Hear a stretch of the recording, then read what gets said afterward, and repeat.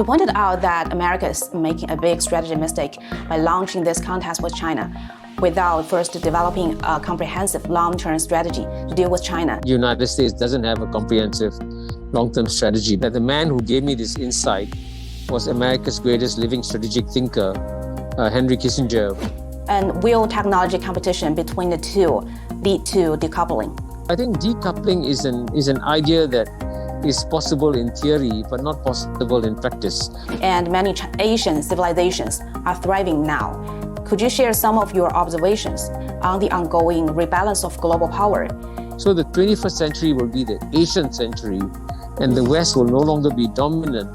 So the West will have to struggle to adjust to live in a world which I can no longer dominate. The Biden administration is keen to mobilize its allies against China, especially the Quad alliance in the Indo-Pacific region. Will this anti-China alliance succeed? Quad is a passing phenomenon. So just like a containment policy against Soviet Union didn't work, a containment policy against China will also not work. You said America's decision to walk away from the TPP is a geopolitical gift to China, right? And the United States cannot join the TPP, and the fact that China is keen to join the TPP is an indication of how much the world has changed.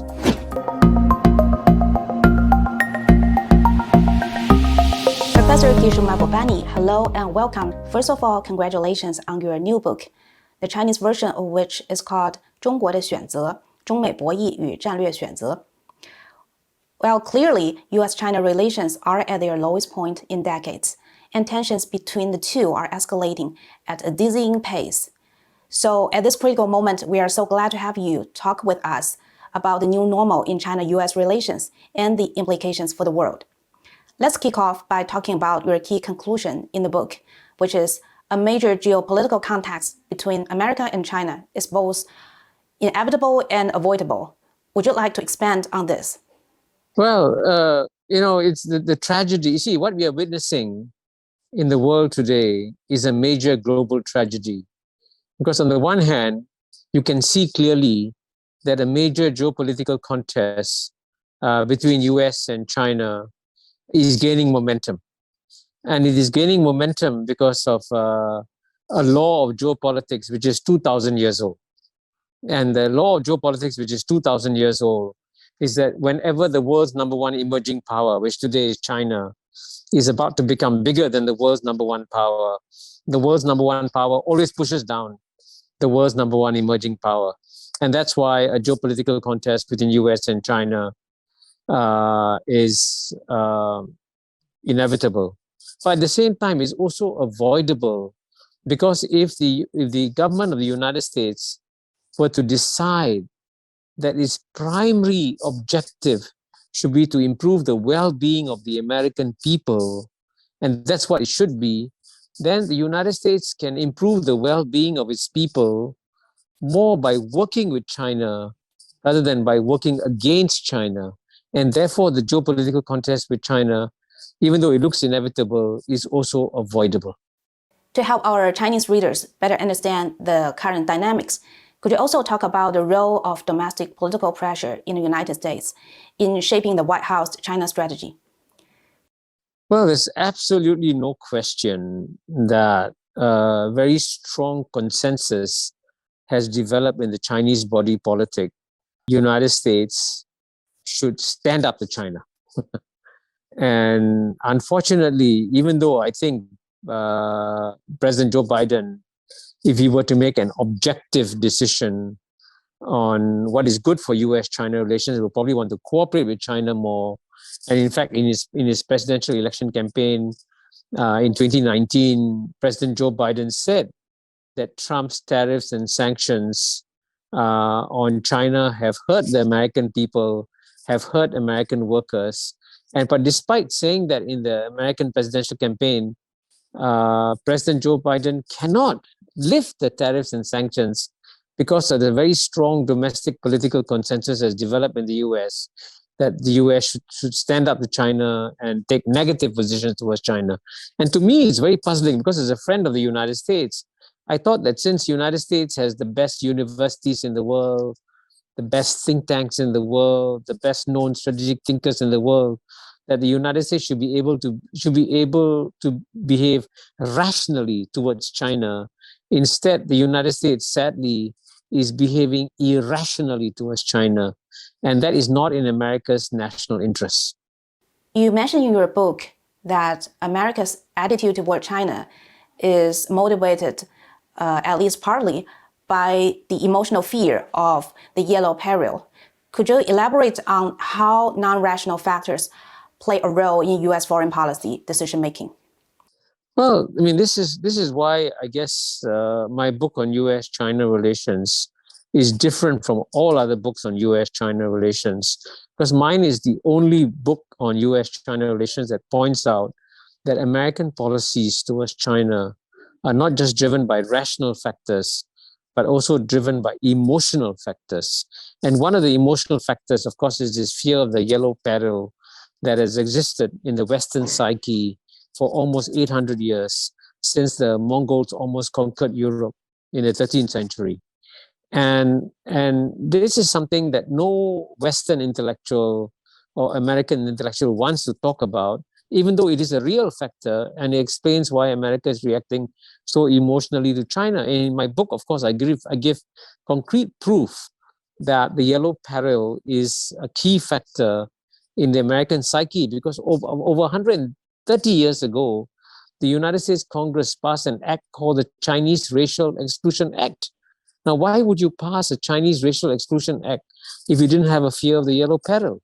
And that's what basically has been a factor in the American psyche for a long time, and is also a factor in the current US-China geopolitical contest. And I think I'm trying to help the Americans by saying you must react to China rationally and not emotionally, and you must try to understand how the yellow peril dimension is influencing your negative attitudes towards China.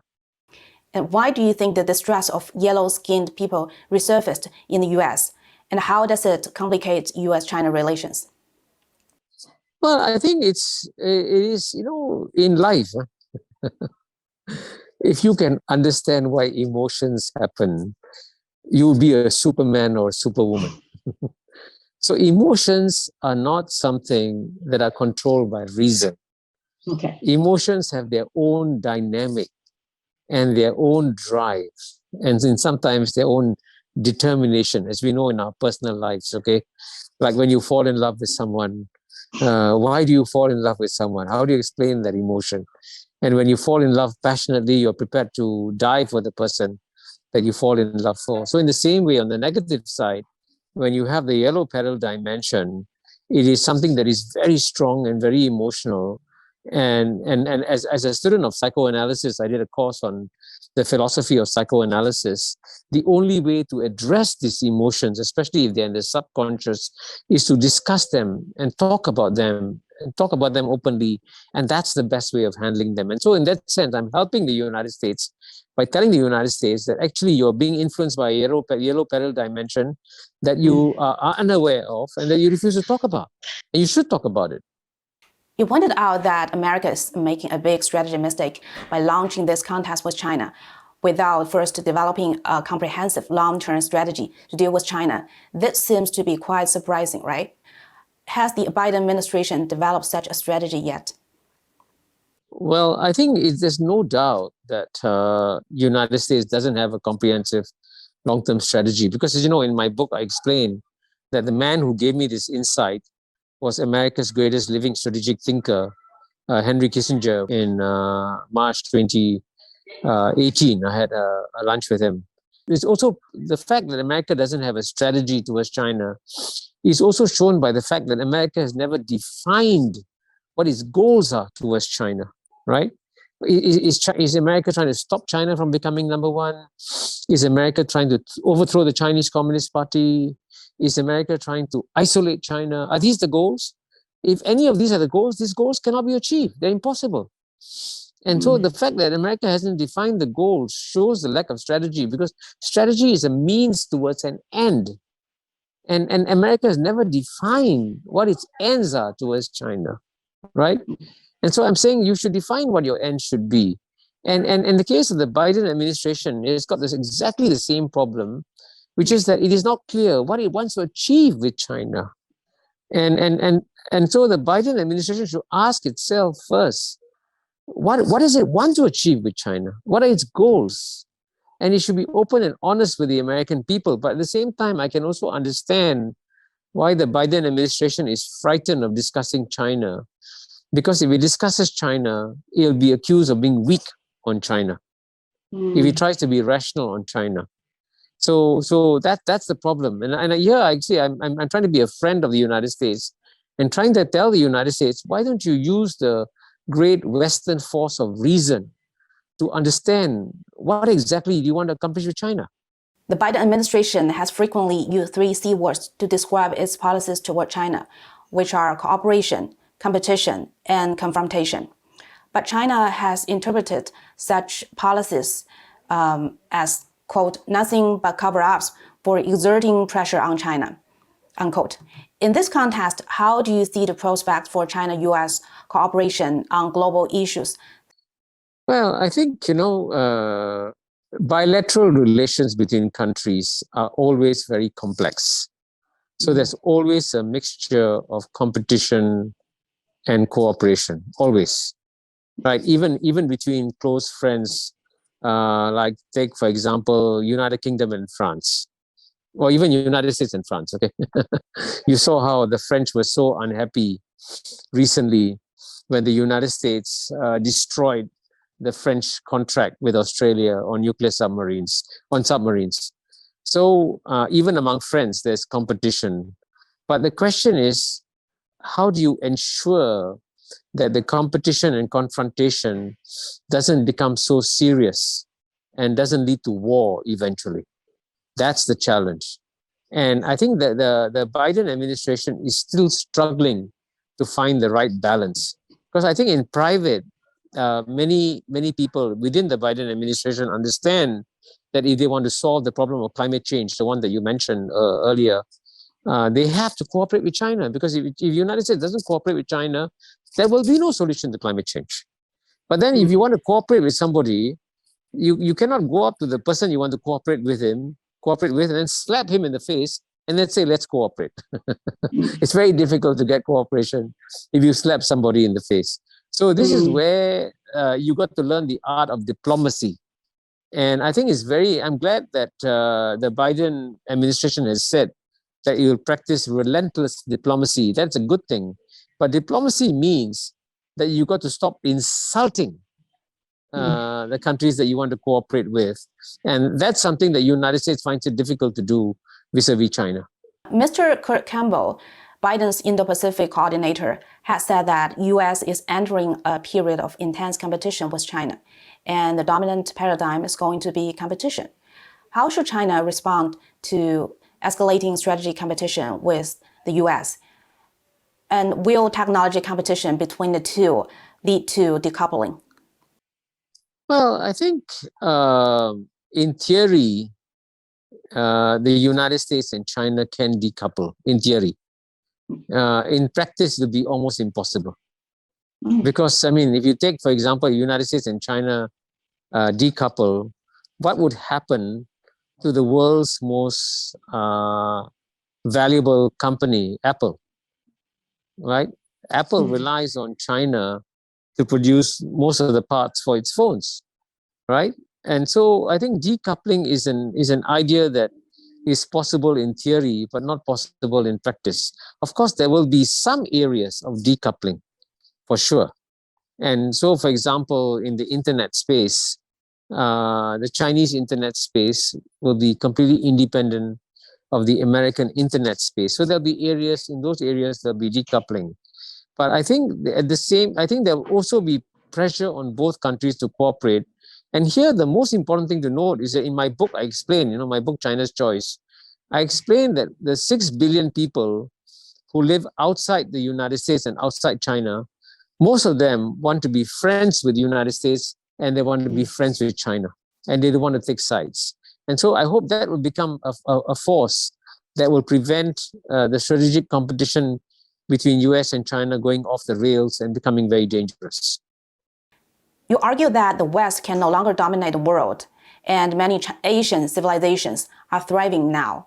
Could you share some of your observations on the ongoing rebalance of global power. Will the COVID-19 pandemic reverse this trend? Well, I mean, as you know, I always say in my writings that from the year 1 to the year 1820, the two largest economies of the world were always those of China and India. So it's only in the last 200 years that Europe has taken off and United States have taken off. So the past 200 years of Western domination of the world have been remarkable and exceptional. But because they're exceptional, they were an aberration. And so it was abnormal for the West to accumulate so much power. And so it's quite natural to see the return of China, India, and the other Asian societies. So the 21st century will be the Asian century, and the West will no longer be dominant. So the West will have to struggle to adjust to live in a world which it can no longer dominate. And so right now, what we are experiencing is a period of transition where the West is trying to resist having to deal with the return of Asia. And I'm trying to help the West by saying the Asian countries actually want to get along with the West and don't want to try and dominate the West. And that's good news. And the West, therefore, should not resist the return of China, India, and the other great civilizations. Okay. And will the COVID-19 pandemic reverse this trend, or at least slow down the trend? The trend of the return of Asia? The shift of global power to the East.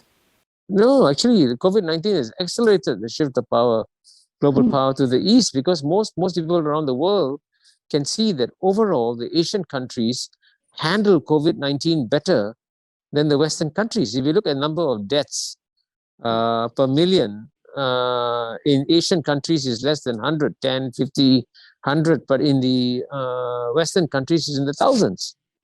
So clearly the COVID-19 in some ways have shown the incompetence of Western governments and in many ways the competence of Asian governments. So I think COVID-19 may have inadvertently accelerated the shift of power to Asia. Since the end of the World War II, the United States has assumed the role of global policeman, asserting itself as the defender of what was then called the free world. What are the implications of the U.S. withdrawal from Afghanistan for U.S. foreign policy? Well, I would separate the two questions. One question is about impact of Afghanistan, and the other question is about the role of U.S. as a global policeman. And clearly, Afghanistan was a big tragedy for the United States, very sadly, because the United States spent a few $1 trillion in Afghanistan and achieved nothing at all. And the reason why it achieved nothing at all is that the United States never spent any time understanding the culture, the civilization, and history of the Afghan people. And that reflected the arrogance of the United States after the end of the Cold War, when the United States thought it could do anything. And in some ways, American confidence is a major asset, but it's also a major liability because it prevents the Americans from learning and understanding other histories, other cultures, and other traditions. So that's on the Afghan thing. And about the role as a global policeman, I think that's something the United States believed that it could do so because it had so many resources and it could both take care of its own people and also be a global policeman. But now, as you know, in my document in my book, China's Choice, the United States has become the only major developed country where the average income of the bottom 50%, 50%, has gone down over a 30-year period. And as the Nobel laureate Angus Deaton has shown, that there's a sea of despair among the white working classes. So I think the United States today should stop being the global policeman and instead take care of its own people. And the world will be a better place if America was a happier country rather than an unhappy country that it is today. So the less of a global policeman it is, it will be better for the American people. The Biden administration is keen to mobilize its allies against China, especially the Quad alliance in the Indo-Pacific region. Will this anti-China alliance succeed? What is your comment on Australia's China policy?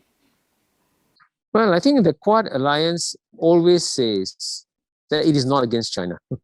Not against China? They always say that, even though everybody knows that the Quad is against China. So this is the paradox about the Quad.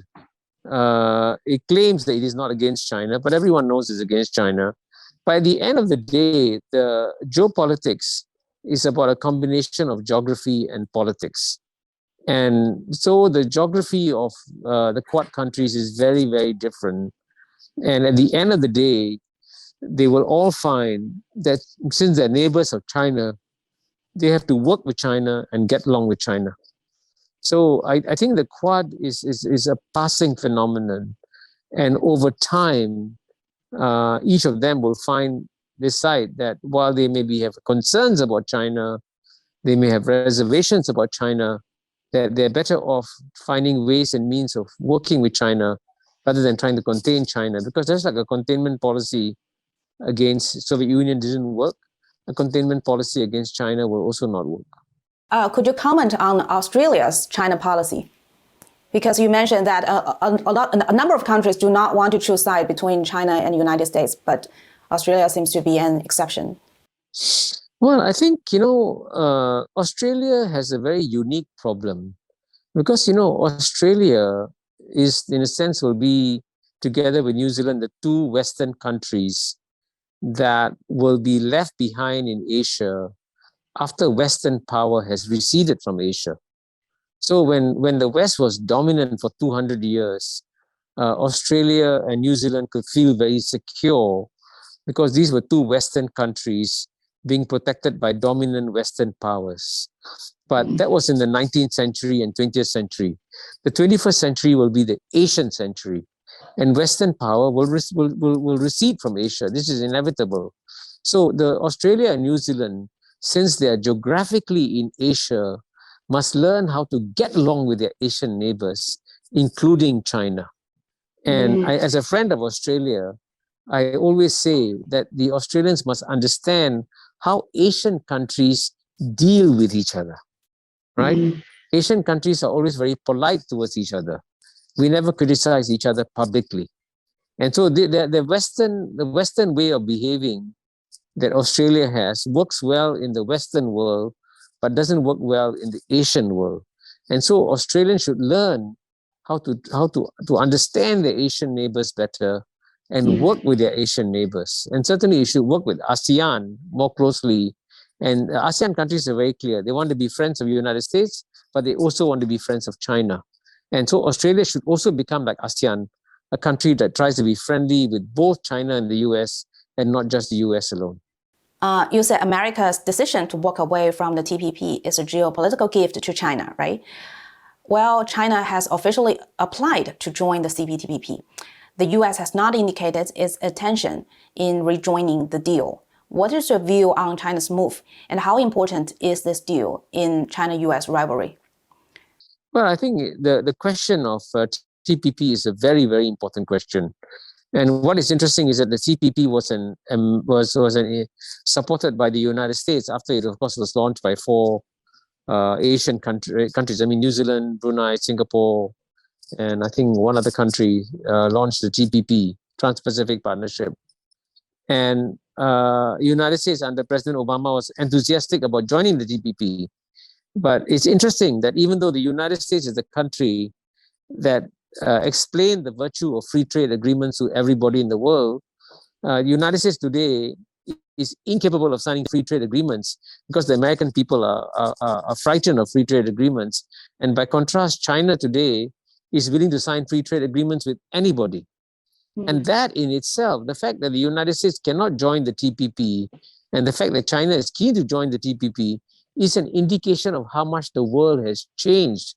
Because, even 40 years ago, in 1980, it was the United States that championed free trade agreements, and China didn't join any free trade agreement at all in 1980. And then today, 41 years later, the roles have changed significantly. And I think, therefore, even though China does not join the TPP, the fact that it is willing to join the TPP gives a very powerful indication of how much the world has changed in the last 40 years.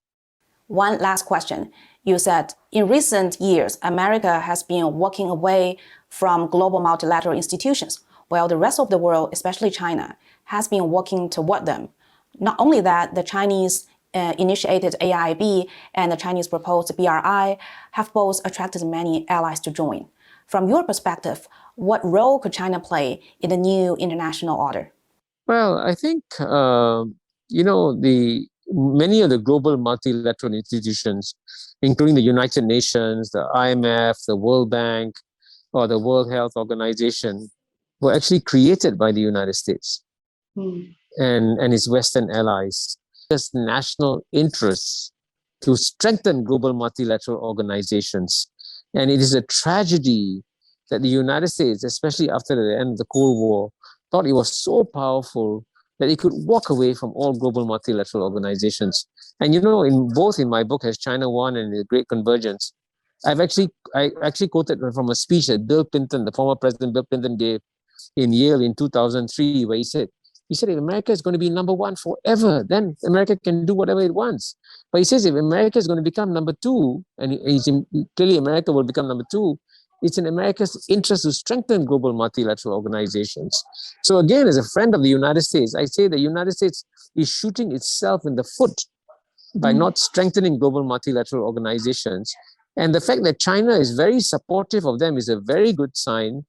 And the fact that China has started new multilateral institutions like AIIB and even BRI, I think that's a very positive development.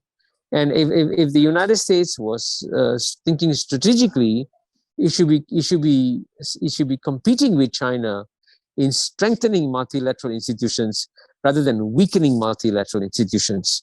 And so this is something where the United States this is one area where the United States needs to make a major U-turn and perhaps learn a lesson or two from China on how to deal in multilateral institutions. Professor Kishore Mahbubani, thank you so much for your time and your insights. We look forward to talking with you again. Have a good day. Bye-bye.